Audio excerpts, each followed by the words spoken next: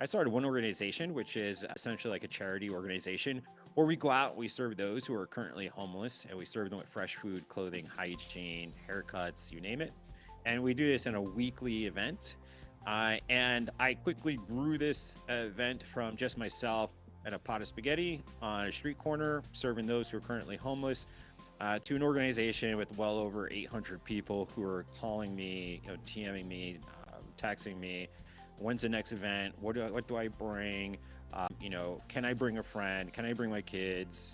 To serving those for less fortunate, over 175,000 individual meals, teaming up with the likes of Coca-Cola, Einstein Bagels, Walmart, Starbucks, who are all our corporate sponsors.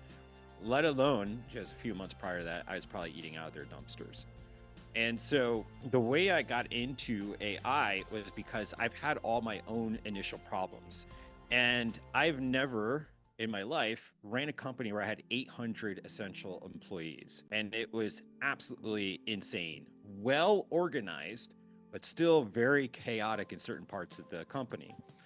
And so this was the start of my pain, my own individual pain was how do I run a company? How do I keep it organized?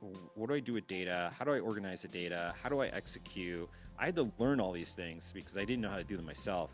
And knowing as stubborn as I am, where I don't necessarily like working with partners, at least in my business, I'll partner with companies, but within my business, I'm pretty stubborn that way.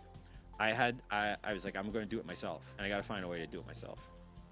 And so this led me to down the road of AI. I essentially got into decentralized and centralized and open source and closed source technology back when Bitcoin was like $100. So What I've year been in would this this be? space.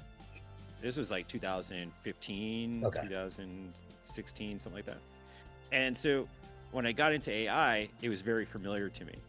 The processes were different, the tools were different, but the thought process itself and how this works was almost the same, right? With decentralized technology and open source technology, similarly riding side by side with each other.